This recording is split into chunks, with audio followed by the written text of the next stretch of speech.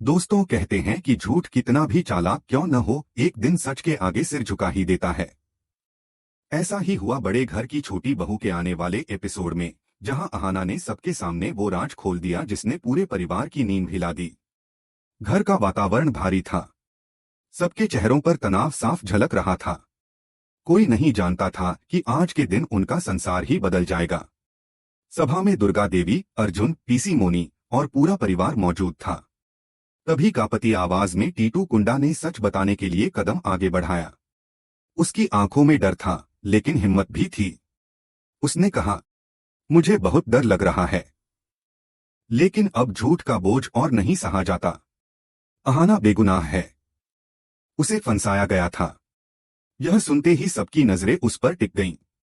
कमरे में सन्नाटा फैल गया। कोई समझ नहीं पा रहा था कि आखिर वह क्या कहने जा रहा है। टीटू ने कांपते होठों से आगे कहा, इस साजिश के पीछे कोई और नहीं, घर की अपनी पीसी मोनी है। उन्होंने ही मोहल्ले के उस बदमाश लड़के के साथ मिलकर अहाना को बदनाम करने की योजना बनाई थी। यह सुनते ही पूरा परिवार जैसे पत्थर बन गया। अर्जुन की आंखें चौड़ी हो गईं, दुर्गा देवी का चेहरा एक पल में लाल पड़ गया। क्या कहा तूने? दुर्गा देवी गरजी। तू जानता है न इस इल्जाम का मतलब क्या है? लेकिन टीटू पीछे नहीं हटा। उसने सबूतों से भरी फाइल आगे रख दी। उसमें वे सारे दस्तावेज, तस्वीरें और रिकॉर्डिंग थे जो साफ बताते थे कि अहाना निर्दोष है। सबूत देखकर हर किसी के चेहरे से रंग उड़ गया। पीसी मोनी की आंखों से झूठ का पर्दा हट चुका था। ये सब झूठ है, उसने कांपते हुए कहा, लेकिन उसकी आवाज में अब वो पुरानी हैकड़ी नहीं थी। उसकी चालें अब बेनकाब हो चुकी थीं। दूध का दूध और पानी का पानी हो गया था। सबको समझ आ गया कि असली गुनहगार कौन और मासूम कौन।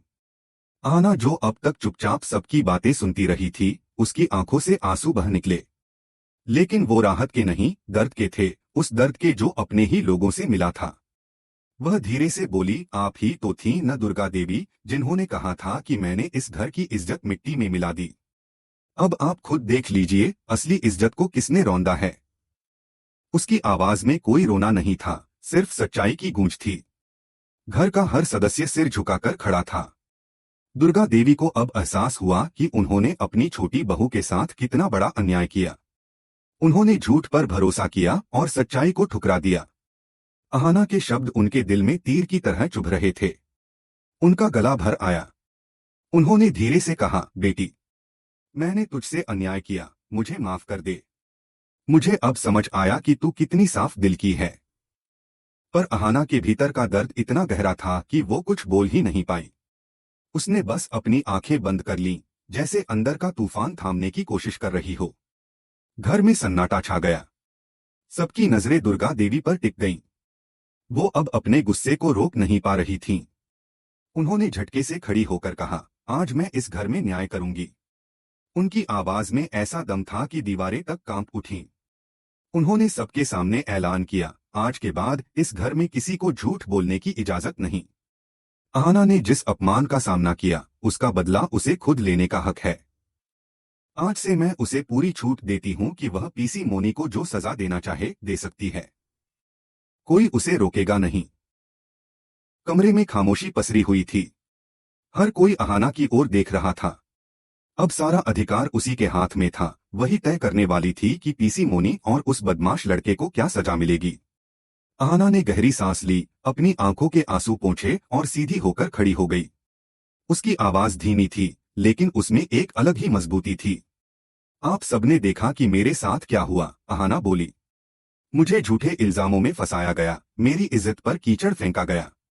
मैंने कुछ नहीं कहा क्योंकि मैं जानती थी कि एक दिन सच जरूर सामने आएगा। लेकिन जिस अपमान का सामना मैंने किया, उसे भूलना आसान नहीं। सबकी नजरें झुकी हुई थीं।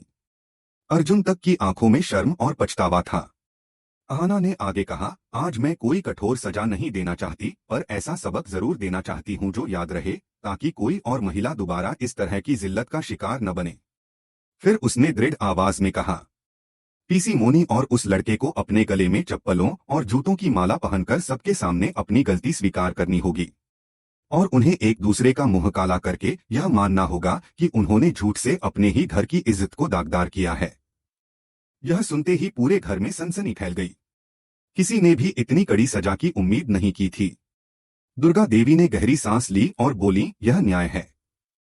जैसा अपमान तुमने उसे दिया, अब वैसा ही अपमान तुम्हें भी सहना होगा। पीसी मोनी की आंखों से आंसू निकल पड़े। वह हाथ जोड़कर बोली, मुझे माफ कर दो अहाना, मुझसे बहुत बड़ी गलती हो गई। मैं लालच और ईर्ष्या में अंधी हो गई थी। लेकिन अहाना की आंखों में कोई नरमी नहीं थी। जिस दिन आपने मुझे बेइज्जत किया था, क्या तब आपके मन में जरा भी दया आई थी? उसने सख्त लहजे में कहा, आज मैं वही दर्द आपको महसूस करवाऊंगी। दुर्गा देवी ने इशारा किया और सबके सामने सजा का समय तय किया गया। पूरा परिवार दालान में इकट्ठा था। पीसी मोनी और वो लड़का शर्म से कांप रहे थे।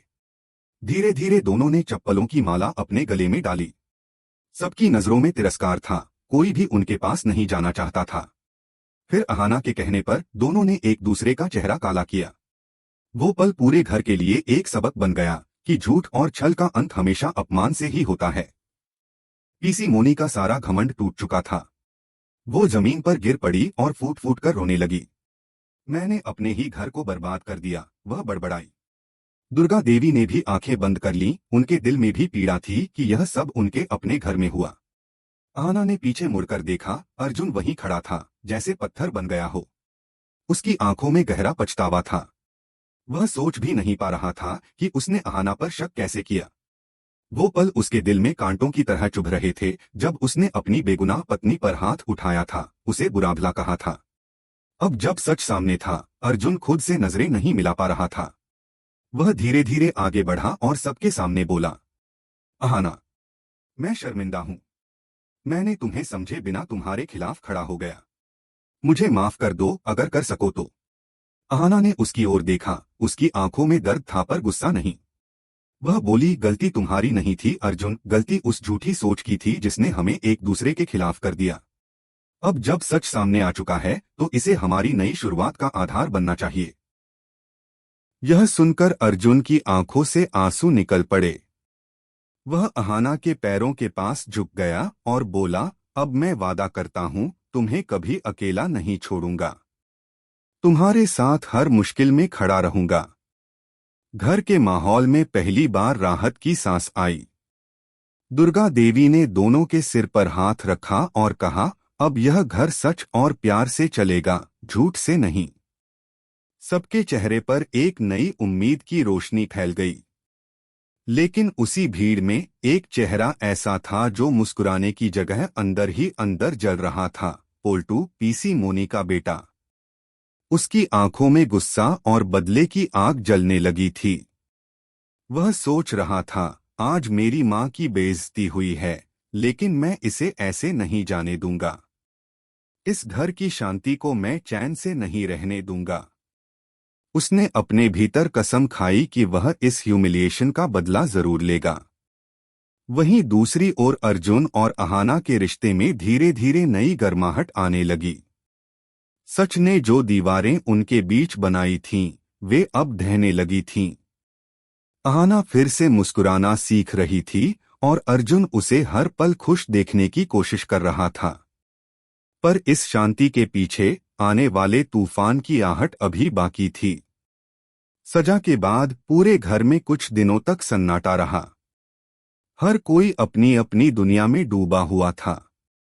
दुर्गा देवी मंदिर में ज्यादा समय बिताने लगी थीं, शायद अपने किए हुए अन्याय का प्रायश्चित कर रही थीं। अर्जुन और अहाना अब धीरे धीरे एक दूसरे के करीब आ रहे थे।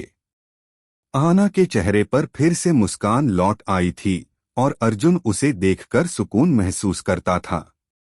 लेकिन हर मुस्कान के पीछे एक साया छिपा था, पोल्टू। वो अपनी मां पीसी मोनी की बेइज्जती नहीं भूल पाया था। जिस तरह पूरे मोहल्ले के सामने उसकी मां को चप्पलों की माला पहनाई गई, वो पल उसकी यादों में आग की तरह जल रहा था। रात के सन्नाटे में वह अक्सर कमरे में बैठा सोचता रहता, इस घर में अब सब अहाना की सुनते हैं, लेकिन मैं उन्हें दिखाऊंगा कि इस खेल में असली खिलाड़ी कौन है। एक दिन उसने धीरे से अपनी मां के कमरे का दरवाजा खटखटाया। पीसी मोनी अब पहले जैसी नहीं रही थी। सिर झुका हुआ, चेहरा बुझा हुआ। पोल्टू ने कहा, माँ कब तक यूं चुप बैठोगी? उन्होंने हमें रौंद दिया है। क्या हम कभी बदला नहीं लेंगे? पीसी मोनी ने कमजोर आवाज में कहा, बेटा अब कुछ मत कर। मैं अपनी सजा भुगत चुकी हूं। अहाना निर्दोष थी, हमें अपनी गलती मान लेनी चाहिए। लेकिन पोल्टू ने ठंडे स्वर में कहा, आप भले मान गईं, पर मैं नहीं। मैं इस घर में अहाना को चैन से नहीं रहने दूंगा। यही से शुरू हुई एक नई चाल। पोल्टू ने धीरे धीरे घर के नौकरों से मिलना शुरू किया, उनकी बातें सुनना, छोटी छोटी बातों को बढ़ा चढ़ाकर फैलाना। वो सबके कानों में जहर घोलने लगा। देखो न, अहाना अब खुद को रानी समझने लगी है। दुर्गा देवी भी अब उसी की सुनती हैं। अर्जुन भी बस उसी के इशारों पर चलता है। धीरे धीरे माहौल फिर से बिगड़ने लगा। कुछ लोग जिनके मन में पहले से जलन थी, वो भी पोल्टू की बातों में आ गए। घर के छोटे मोटे झगड़े अब बड़े मुद्दे बनने लगे। किचन में बहुओं के बीच तकरार, नौकरों के बीच अफवाहें, सब में कहीं न कहीं पोल्टू का हाथ था। एक दिन अर्जुन दफ्तर से लौटा तो देखा कि अहाना रो रही थी। उसने पूछा, क्या हुआ? अहाना बोली, किसी ने दुर्गा देवी के कमरे में मेरे नाम से पैसे रख दिए और फिर चोरी का इल्जाम मुझ पर लगा दिया। अर्जुन के माथे पर बल पड़ गए। उसे तुरंत समझ आया कि यह कोई नई चाल है। वह सबके सामने बोला, जो भी ये झूठ फैलाने की